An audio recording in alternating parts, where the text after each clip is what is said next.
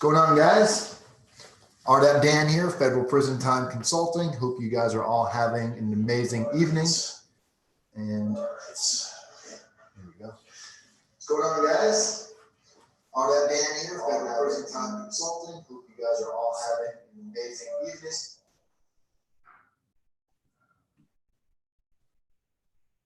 Scott, can you hear me? Yeah, I can hear you.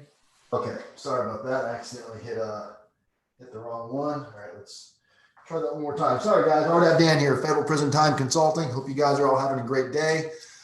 Tonight, we have an amazing guest with us. One of our clients, a guy by the name of Scott Bodnar, who goes by the nickname Pepe. And Pepe was just sentenced to 55 months. He was facing quite a bit more time than that. At one point, he was facing around 40 years. Then he was facing a minimum mandatory. So we're going to let Pepe tell you a little bit about his story, kind of how he got into trouble, and then we'll lead into where he is right now. So Pepe, welcome. How are you doing tonight? I'm doing pretty good. I'm a few days away from surrendering, so it's kind of a surreal moment in my life, but I feel like I'm doing pretty good.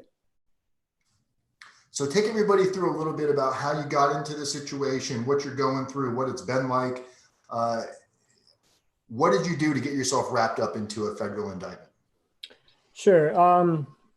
Well, I'm facing marijuana charges. About 2.5 years ago, someone got arrested and cooperated with the authorities, and they were arrested for transporting a large amount of marijuana on a private airplane.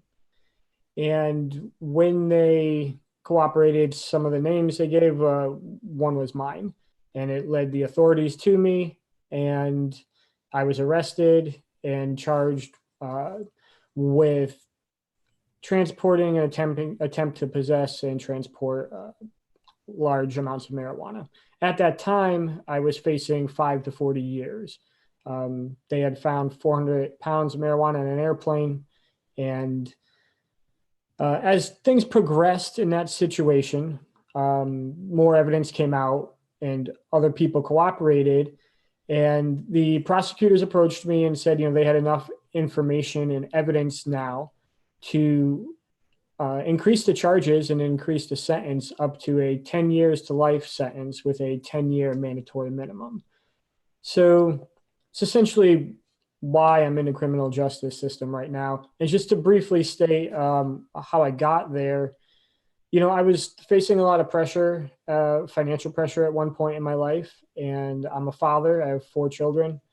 I just made a decision to sell a small amount of marijuana, and I guess I was efficient at it. And as time went on, it progressed to the point where there was large amounts being transported with an airplane, and it kind of just spiraled out of control. Like I wasn't even aware it was getting to that point. Next thing I knew, it was like there. And then next thing I knew, I was in a holding cell. And where were you in a holding cell at? Where did they originally arrest you and bring you to? And what was going through your mind when they kind of originally stormed the compound? So I'm in Connecticut, and I was in the smallest town in Connecticut when I got arrested. So I was put into a holding cell at the local police station in the smallest town in Connecticut. And it was me and one other co-defendant, friend of mine in this case. And, my thoughts at the time, I remember being in that holding cell and talking to him. We couldn't see each other. We were in separate cells. And I remember saying, I don't think we're going to be in that much trouble. And that was just my state of mind. I obviously wasn't happy to be in a holding cell. It was a really crappy situation. But for whatever reason, I thought that it wouldn't lead to even prison time. I remember he asked me, my friend said, "Do you think we're going to serve time?" And I said no, just kind of showed how naive I was about the federal government and how they pursue cases like this. How much marijuana did they originally catch everybody with? So they found 400 pounds on an airplane, and that's all they actually ever found.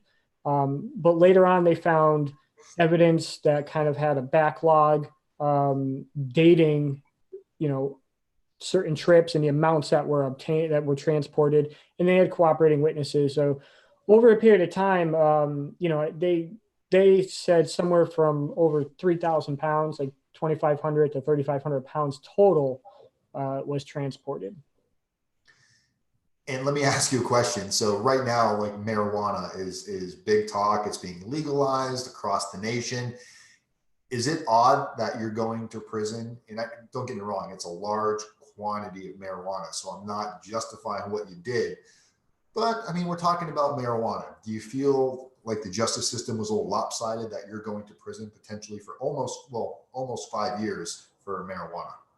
So, it's a hard thing to say. I mean, I broke the law. I willingly broke the law, and I knew that. I didn't know at the time when I was breaking the law what the consequences would have been. I had no idea. I kind of told myself that marijuana is becoming more legal in states, and the country and the nation as a whole is kind of changing its attitude towards marijuana. So I definitely kind of persuaded myself that it wasn't a big deal. Like I said, in the holding cell, I thought we wouldn't be in much trouble. So, did the government overreact? I mean, at the point where they said I was facing 10 years to life for a nonviolent marijuana crime, where I never had any in my possession when they found me, it did seem like a large overreaction, or an overuse of their power authority. And that's just my opinion, but it does seem pretty extreme for a nonviolent marijuana case. And this all started when exactly, just to bring people back a little bit to the date frame, when did all of this actually take place, so we can kind of do a time lapse of how much time has gone by since then? Yeah, I was arrested in 2017, and they had found a information dating back, I guess, about 2 years prior to that, of the marijuana conspiracy. So 2017 to now, where we're coming into the tail end of 2019, how has your mind frame changed and your mindset changed from then to now? And just so people know, when we talk about preparing for federal prison, if you read some of the description in here, it talks a little bit about what Scott has done and accomplished between the time he got into this mess to where he is right now. Scott has really taken the bull by the horns. When we talk about preparing narratives, reference letters, prepping for the PSR, what he's done to actually better his life, tell people a little bit about what your mindset was like, how you were able to pull your head out of the sand and really start dealing with the seriousness of this. Yeah. So in the beginning, once I was realizing I was facing 10 years to life with a 10-year mandatory minimum, I was a mess, so to speak. I mean, I did my best not to let people know that. I kind of hid that from everyone around me, even my partner. I kind of kept it a secret from her for a couple of weeks. My children, and I was kind of home alone, and I was on house arrest. So I was just staying in bed, binge watching horrible prison shows on Netflix. And, I don't recommend that. I mean, I knew that stuff was largely false, but still it didn't help. And so it was a big struggle in the beginning. And initially I thought, within 6 months I'd be in prison. I had no idea that this was going to go on for almost 2.5 years. And one of the things that really made me make a shift was just to realize, whatever happens in this process, my family, my kids, my partner, they're going to go through it with me. So I wanted to make sure that while this was all going on along that process, I was showing up for them the best I could. I didn't want them to have to go through this with me just being depressed or miserable and having a horrible attitude and just complaining and whining and wanting things from them.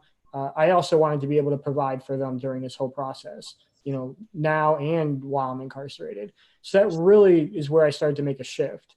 I just really wanted to show up for the people around me and be supportive for them. So when you talk about your partner, so obviously you have a fiance or girlfriend and you're divorced, you have children from a previous marriage. How many children are we talking about and what are the ages? Yeah, so I have 4 children with my ex. And right now, the youngest is 11 and the oldest is 23. So when this all happened, my youngest was 9 when I got arrested. Now, a lot of people that are going through a similar situation to you, whether it be marijuana, a complete white collar crime, or whatever your crime is, a lot of individuals have children. And one of the biggest questions that we get all the time is, should I tell my children? And how do I tell my children? When should I tell my children? You've gone through this and you found some pretty creative ways of how to really involve your children in this entire situation, which anybody that's listening right now, this is when you should grab a pen and paper, or make sure you come back and watch this video at a later date and take some notes down, because what Scott has done with his children and how he's articulated this and counseling and therapy and everything else, he's really made sure that he's taken every opportunity possible to ease his children through this process of him getting ready to leave next Wednesday for 55 months. So tell us a little bit, Scott, what you've done and what gave you these ideas. How did you come about doing this?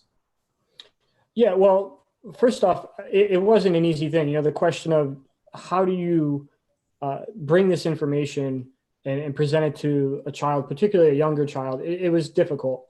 And I have to be honest, the first year, my youngest child didn't know. I wanted to tell her sooner. Me and her mom just couldn't come to an agreement on how to do that. So it took about a year of like trying to figure out, how do we talk about this? And, I told my older children right away, but, there just came a point where I realized that my youngest daughter, she was 11. I think she was, old enough. If she was super young, maybe I wouldn't have gone about this the way I did, but she's old enough to understand things. She's intelligent enough to have an articulate conversation with me. And she definitely deserved the same amount of time everyone else had to internalize what was happening and to prepare for, her father going to prison. The longer I waited to tell her, I felt like she was going to have more difficulty with it. That was my understanding. So after a year, I came up with this idea that we could do something kind of fun to make it not necessarily fun, but less scary, right? To have a conversation about this stuff on a weekly basis and make it less scary. And it wasn't always easy, but we came up with this idea. I came up with the idea to do something called Pizza in Prisons. And the concept was, once a week, we would go to one of the better pizza places in Connecticut. We're kind of known for having some good ones in the country.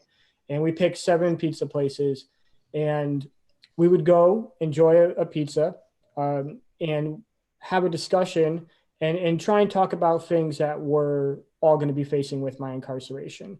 It wasn't always easy. Sometimes we had to stop because people could get emotional, but we kept it kind of light, and it was just a way to ease into the conversation. And then to make it a little more fun and lighthearted, I printed up scoring sheets for the pizza for the kids. They rated the pizza from cheese to crust to sauce.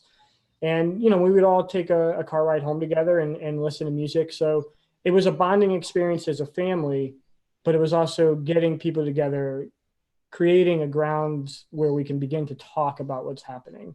And we're still doing that. We just had the last one the other day. And this Sunday, actually, all my children are coming over just to have another family discussion about what's approaching. So when somebody asks the question, should I tell my children or my child that I'm going to prison, or should I tell them I'm going to work at the prison, or I'm going to be going away to the military, or I'm going away to school for a little while? We have a lot of our clients who do not want to tell their children. Now, the children are at a certain age, I can understand, but we're talking about between 9 and up. What do you think the damaging consequences would be if you yourself were to lie to any one of your children about where you're going? If you were to try to guess what some of those consequences could be, what kind of ideas would you come up with? Yeah, well, one thing, I don't like to lie in general. So it's something I always try to avoid, especially with people close to me. There's going to be a breach of trust for sure. I mean, eventually, whether your child finds out right away or if it's years later after you're out, the fact that you lied to them, there's going to be uh, a kind of a shattering of their reality in a sense that this major thing happened and you covered it up. I think that's definitely could be damaging. And the other thing is, you might get away with telling a lie for a certain amount of time. And the danger there for yourself is, you start to tell one lie here, you can tell another lie here, and you kind of get used to that. And before you know it, things could spiral out of control. And, I'm not one to lie but I'm aware things could spiral out of control, just like they did with my marijuana business. So, you make one small decision and it could definitely lead to a bigger one. And I think that's an important thing to remember when you're considering lying about the situation. Maybe you don't have to tell the truth, but you don't necessarily have to tell a lie either. I think that's a fair outlook on it. My thought process has always been, I didn't lie to my children about going to prison. I definitely lied to them why I was going to prison. I didn't take responsibility. I blamed the government. I basically said, I'm innocent. They've got the wrong guy, but it is what it is, and I can't afford to fight them, so I'm going to prison. And later on in life, it really caused problems for my kids because it gave them a false sense of they can't trust authority, they can't trust the government. To come back and tell them the truth later definitely created and opened up some wounds. And I'm also of the mindset that people that do not want to tell their children, they might use the shield or the excuse that I don't want to hurt my kids. In reality is, I think we're ashamed, we're embarrassed of what we've done. We want to give the appearance that we're Superman to our kids. And by telling them that we made this mistake as an adult, it almost feels like you're really belittling yourself. So I think what you've done is huge. We've actually got, I think one of your friends is in the room, Scott, a guy named D Nuke says, Dan Newkirk. Oh, you know that? Okay, yeah. I grew up in Connecticut through middle school with Scott, and later came back in contact later in life, 20 years later. So yeah, you've got a buddy in the room watching. Nice. Look at that smile. That smile's going to get you a long way in prison. But I just want to touch briefly on what you were saying. With my daughter, my youngest daughter, yeah, it's hard to admit, these things when you're a parent, and they look up to you, your kids look up to you, and they have this certain image of you, and that definitely becomes shattered. Like the fact that my daughter thought I could do no wrong, and that I was this super amazing person, and not that I'm not, but I definitely done some wrong. So and that's something I had to address with her. And you mentioned therapy briefly, and that was something that I did start with my youngest daughter, just to also help open that conversation. And it made it a lot easier for me to take responsibility in front of her with someone helping us facilitate that discussion. How long have you guys been doing, I guess, couple of therapies, dad and daughter therapy? It's like dad and daughter dance. It's, I wish I started sooner. It's probably been like several months now. It's definitely something I wish I began earlier with her. But, I've done a lot, with communicating with her outside of the therapy and before that as well. But I mean, I would definitely recommend it. I've never been one that was fond of therapy. But in this situation with a younger child, for me at least, it definitely had benefits. Do you plan on continuing your daughter's therapy while you're away? Is she going to still see this therapist for a period of time? Absolutely. Yeah. She's going to stay in the therapy. I've made plans to get my daughter's therapist on my Core Links account. So I'm going to be able to still communicate with the therapist through email. So yeah, I'm definitely going to be a part of that. And that's what I mean when I said earlier about showing up for everyone during this whole process. Just because I'm going to be spending some years in prison doesn't mean I can't be a part of my daughter's therapy. It doesn't mean I can't have an active role in that stuff. Now, you also touched on something which I think is an extremely important self-sabotaging thought or a roadblock that we create when you made the statement where you never gave much thought or gave much credit to the idea of therapy. A lot of people feel that same way with life coaches or religion until you're at an all-time low spot in life and you're realizing that maybe you don't have all the answers. maybe you're not the best person to come up with ideas or advice, or you probably wouldn't be in this situation to begin with. So when you're at a low spot in your life, that's when you hear rumors all the time. Somebody goes to prison and they find God, or they find Allah, or whatever higher being they find. It's because they're finally reaching out and giving into serenity and realizing that there's certain things that are without their control. And by giving up and accepting help from others, it gives you the ability to strive to something better. And that kind of leads into my next question. You've actually become a certified life coach throughout this process. Is that correct? Yeah. Yeah. So, I was facing all this time, and one of my big concerns was, what am I going to do when I get out? That's still a major concern of mine. And I decided, I might as well start working on that while I can. I entered into a 1-year schooling program to become a certified health coach and a certified life coach, which was not an easy decision for me, because I was thinking I'd be in prison, within 6 months. So I didn't think I had a year to go to school for something. Thankfully, I had a probation officer at the time who said she would actually recommend to the judge that I'd be allowed to stay out if I didn't finish my school in time. So that really encouraged me to move forward with that. And I'm really happy I did that. I finished well before my sentence, because as you know, these things can drag on for years. And then another thing, just a couple of days ago, I took it a step further. I also started another course of schooling after I finished that to become certified as a CBT practitioner, a cognitive behavioral therapist. So I just got certified there as well. So you're going to be doing cognitive behavior therapy. Are you going to be trying to access RDAP, the residential drug use program, once you enter into prison? I'm going to do my best. I had some drinking in the past, but, I was selling hundreds of pounds of marijuana, but I didn't smoke marijuana. So, I didn't use any drugs outside of alcohol. So when I was arrested, when I had to take a piss test, I was clean. So there's also a non-residential version of RDAP in prison. It's called NDAP, non-residential, basically the drug program minus you get no time off. It's not 500 hours. But the reason why I say this is because you're working towards the goal of becoming a life coach and cognitive behavior therapist. RDAP, when people ask me what RDAP was like, and I imagine they assume it's something similar to AA or NA, just when your imagination goes off. And I can tell you that RDAP is nothing like AA or NA. It was nothing but cognitive behavior therapy, focusing on consequences, making better choices, identifying your thinking errors versus also your criminal thinking errors. And this seems to be something that you're going through a lot as you go through the steps of taking responsibility and accountability, which has a lot to do with preparing for what it is that you're preparing to do.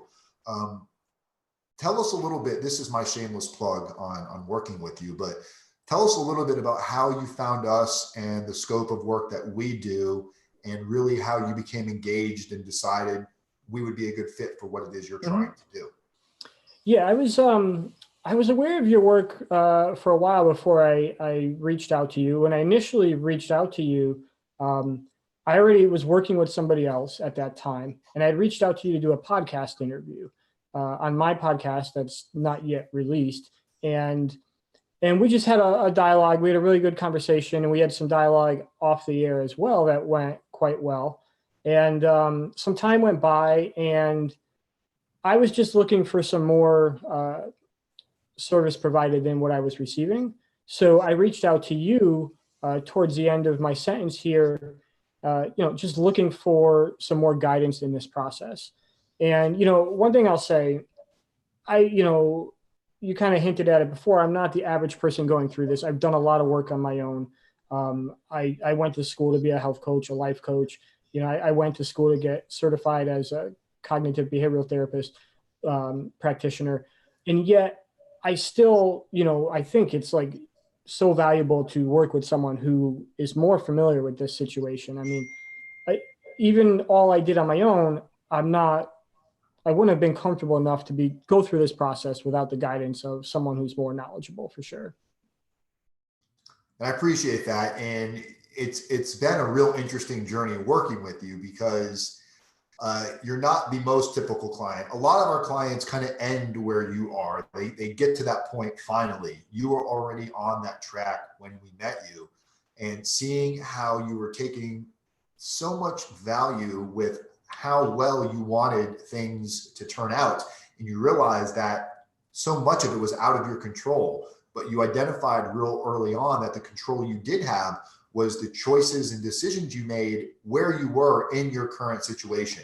You're really interested in working hard on the reference letters, what type of guidance you should be giving your friends and family, prepping for a lot of things like the pre-sentence interview, how you should prepare yourself for sentencing. You put together a really good narrative tape where you had basically your entire family record different parts of how they thought and viewed you that you wanted to have prepared to give to the judge. And I was extremely flattered that you sent it to us to get some feedback on that prior to sending it out. You've really gone above and beyond what the average person does. And it's a shame that you got a hefty sentence, 55 months, but it's much better than the 10-year minimum mandatory that you were looking at one point. Yeah, I mean, I got less time than the prosecutors were asking for as well. So, I'm definitely happy about that. I mean, look, I'm not one to complain. I think you can guess that from my attitude. I was expecting to get less time than I did, but I got what I got. And, I think a lot of the work I did, though, definitely brought me below what the prosecution was asking for.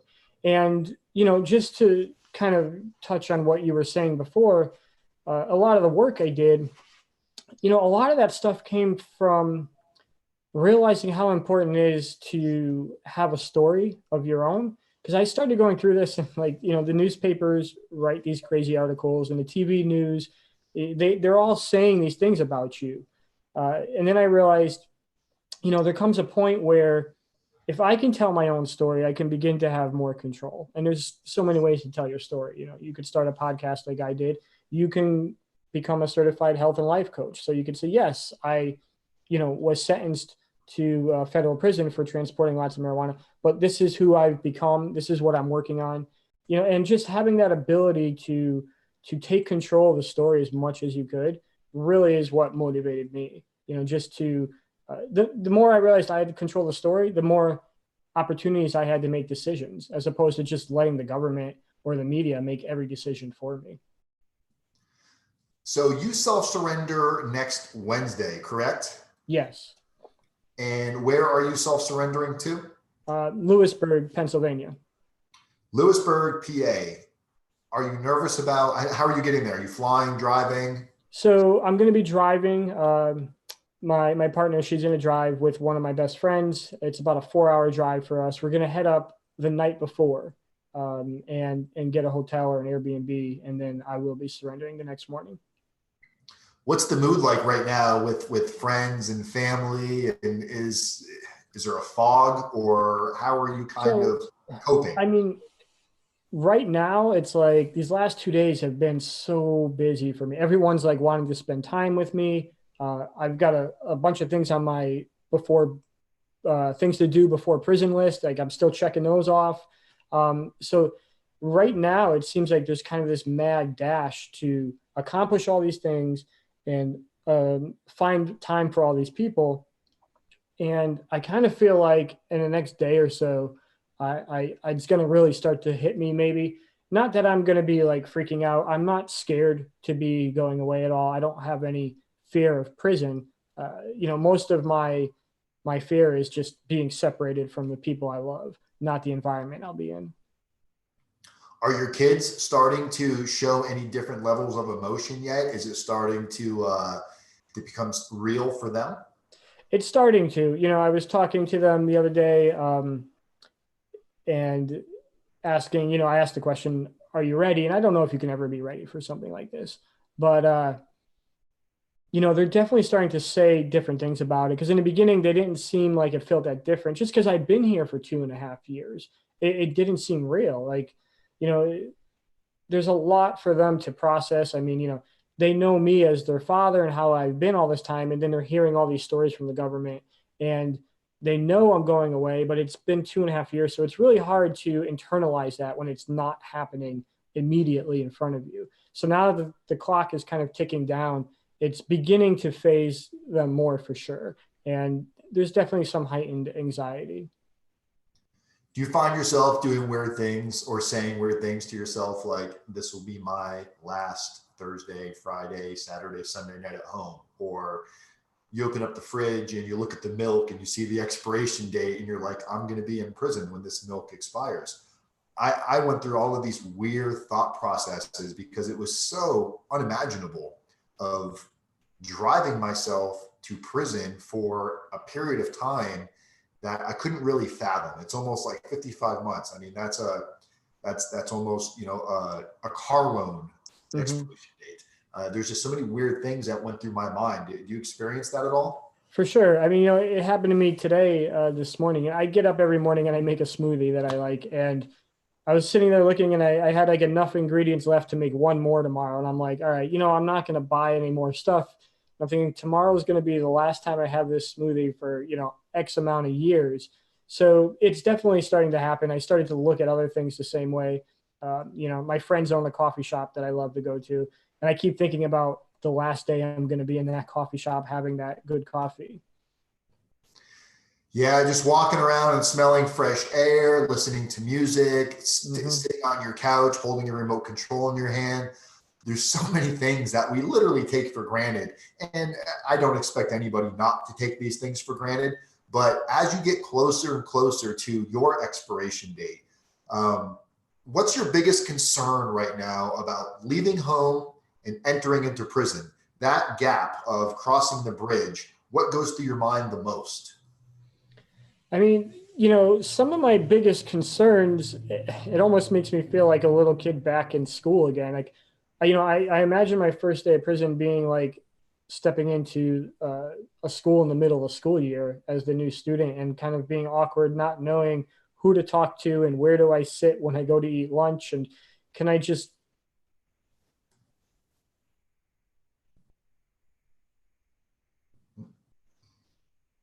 and I'm not going to be 100% confident to do the things I want. Do you have any fears, or is there a certain level of anxiety about anything? I mean, mostly there's not any fear of the environment. Most of my anxiety is just about how am I going to fit in? How am I going to find my place in there? How long is that going to take before it becomes a place where I can be as comfortable as I could be given the situation? So once you get into prison, what's your plan? Have you talked to your children and your family about the frequency of communication? Have you explained to them at all about how visitation works? Do they have any kind of an idea of what to expect once you leave? They have some concepts of that. We've been briefly talking about it. This Sunday, we're going to be having like a family meeting to discuss it in more detail. Visitation, we're going to have to work out. It's only Saturday and Sundays there from 8 to 3. But like I said, it's a 4-hour drive, and it seems to make the most sense for them to come the night before. But then they have to also pay for like hotels. So, we're going to have to figure that out, I think, as we go, where we can do that and be okay financially. So, and we started looking into them getting phone numbers with a local area code for Pennsylvania. In order to try to save some money through the long distance phone Yeah. calls. Yeah. And I highly encourage. So my daughter was 11 years old. One of my daughters was 11. The other one was 13. When I went through all of this, my younger daughter Lauren, who has now she's done a couple of videos with me. She actually just wrote a blog that's going to go up on the site. I think as soon as Jenny's finished with making some final edits to it. But for somebody like your children that are going through this, it's very beneficial for them to be able to communicate with like-minded individuals that have also gone through a similar. It's an extremely rough period of time for them, more so than what you're going through, because for them, they're so young, they're impressionable. What are their friends going to say? Are they going to be teased at school? They may have a million questions that you guys have probably spoken about just because you seem to be very open and transparent. But I encourage you or your children to reach out to my daughter, Lauren. She's talked to several, not just our clients, but several individuals that have children about things that she wishes she had done different, or how she had approached it different, or what she thought it was going to be like and what it was actually like. So there's so much resource for individuals like you that are going through this situation. People just need to look outside of the box and reach out for the help that exists. Yeah, that's what I've noticed with the people around me is for them, it seems like there is like a very often deep level of isolation because they feel like there's no one else that's like they can relate to. Their friends and people that they know never really experienced something like this. And yeah, if you don't, it seems like it would be extremely helpful to have someone like you're mentioning to talk to who's been there and guide them through it. It's almost like they serve a sentence themselves, right? The people connected to the incarcerated person. Yeah, it's like sitting back and watching somebody slowly die of cancer until you go to prison, because there's absolutely nothing they can do to stop it. And they're Mm-hmm. sitting by watching helplessly as you prepare for your final walk. It's like you're Mm-hmm. going to death row, or you're never going to come back from this. And as we all know, I wouldn't be sitting here right now, bubbly and happy. And I've got no tattoos. I never got stabbed or beat up. Um, Prison for me was not a bad experience at all. I went to a low security, which is one level higher than where Scott will be going. And it was still a very easy time. And the older you are, I think maybe the easier it is, because you're no longer of that state of mind where you're egotistical, you have something to prove. You just kind of want to go in there. You're going to take programs. You're going to get in fitness. You seem to be you're very artistic when it comes to music, correct, Scott? So I don't play anything, but I ran a record label for years, and I've been involved with like musicians from all over the country. So do you see yourself engaging with different groups in prison? Because there's music in there, there's all kinds of arts, plenty of classes of education to fitness. What do you see yourself doing with your day to day in prison, if you had to guess? Well, if I had to guess, I mean, fitness is an important thing. For me. It's something that I started before I was arrested, but started doing more. The day I received my sentence, actually, I woke up at 5 in the morning and rolled over to my girlfriend and said, "Hey, I'm going to go for a run." And I've never done that before. I never went out for a run, and I since then I've been running almost every other day. So I do plan to like run and exercise while I'm there. I don't want to do it too much. I want to do it enough that's going to like translate to when I come out. I can also do the same amount. Maybe I'll do a little more. And I'm going to have a blog. I mean, I'm going to write. I really want to document this journey, offer information for others.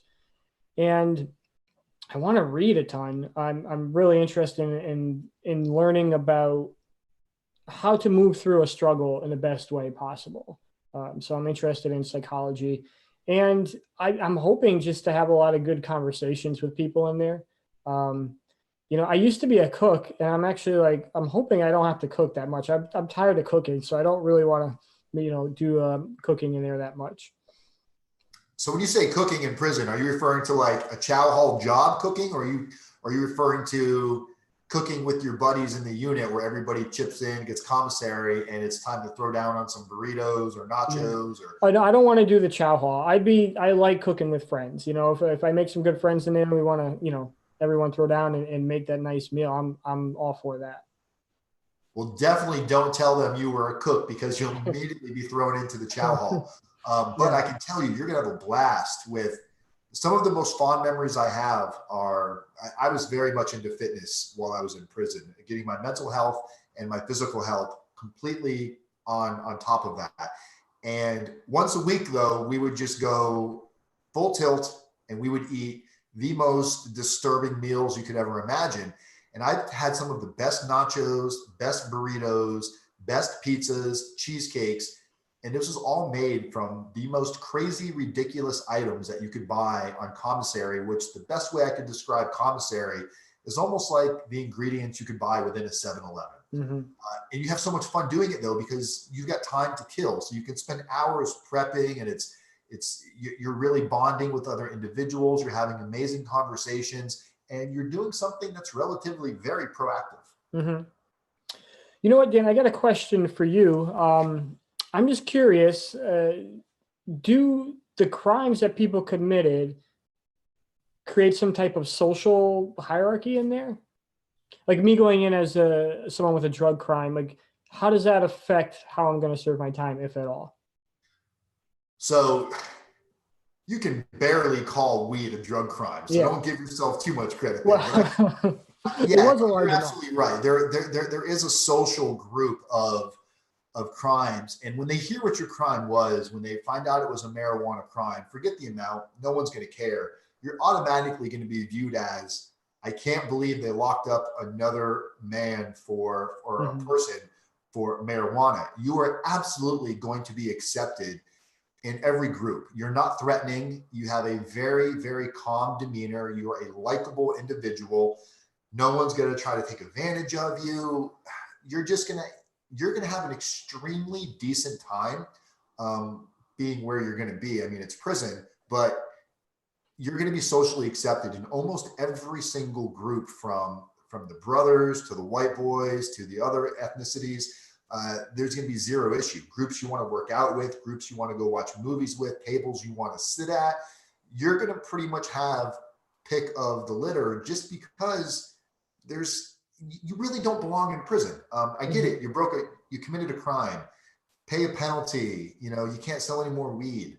But really, people are going to look at you and say, is this really what this country does, is lock up people, take them away from their family for marijuana? So there's going to be a lot of sympathetic individuals to your cause. Yeah, no, that makes a lot of sense. So somebody getting ready to go through something similar to you right now, they just found out they're either under investigation, they're indicted. We like to ask all of our clients this question: what is some advice that you would have gave the past you, knowing what you know right now? What is some advice you would give to somebody getting ready to go through something similar? I mean, it's a difficult question because many people approach it different ways. One major thing for me was the question of to cooperate or not to cooperate. I chose not to. And, I'd say for somebody, make that decision as soon as you could, one way or the other. I mean, if you decide to cooperate, the sooner you do it, the more lenient they're going to be for you. And if you decide not to, you might as well know that from the get-go and be ready for what you're up against. And if that's the case, the federal government has a lot of power and authority that they're going to come down on you with. They'll probably enhance your charges and bring on additional charges like they did in my case. So then after that, the other thing I would say is chances are this is probably going to take longer than you're thinking. I thought this was going to be a 6-month process. I thought I'd be locked up in 6 months. And here I am 2.5 years later. This is still going on. And then the other thing of advice, which is so hard to hear and understand in the beginning, is that this process is going to come to an end. This pre-sentence process, pre-trial, all this stuff, there's an end date to it. So as soon as you could, accept the reality of what you're in and begin to prepare for that end date, whether that's, the end of a trial, the end of a plea deal, whatever. Prepare for that, and then prepare for your release from prison. All these things have an end date. And I think the sooner you can accept your situation, acknowledge it as an end date, and start working to prepare, then the better you'll be. And it's definitely not easy. I still worry, I'm not going through this like, oh, it's fine. But I think I'm in a better place than I would have been if I didn't do that stuff. There you go, guys. You just got it straight from the horse's mouth, and he nailed it on the head. He hasn't found a way to get rid of his anxiety, but he's found a way to manage it so it doesn't build up to the point where it boils over. And that's all about taking one day at a time. And that's why we say that that's our sign off on every video, is people, communities, method, one day at a time. Scott, I really appreciate you doing this interview with us. It's been a long time coming. Do you plan on releasing your podcast before you leave? So it's not going to be released until after. I mean, I have a co-host. He's working on editing and things like that. So the podcast will come out in the future. It's going to be called Preparing for Freedom. It'll be available on all platforms. And I probably got about 30 plus episodes recorded so far. Somehow I didn't make the list. I guess I don't have the look or the voice for your podcast. Just kidding. So guys, I appreciate you, Scott. I can't wait to see what you're going to do next. And I know you plan on blogging. You're more than welcome to submit writings to us through core links. We will create a blog for you on our site. Absolutely. Your content, when you get out, you transfer it to whatever you want to do. But I think sharing your story through your journey, this is what people are craving right now. That are getting ready to go through what might just be the toughest process that they've ever dealt with. And knowing that there's other people that are not just going through it, but they found a way to get through it. They found a way to cope and process and deal with their families. I can't wait to watch what you do next. Scott, thank you very much. Guys, I'm RDAP Dan, Federal Prison Time Consultant, people helping people, communities method. Don't forget, if you want to find out how we can help you, there is a link in the description of this video where you can book yourself a free consultation and see what we might be able to do to help you. All right, guys, have a great day. I'm out of here. Peace.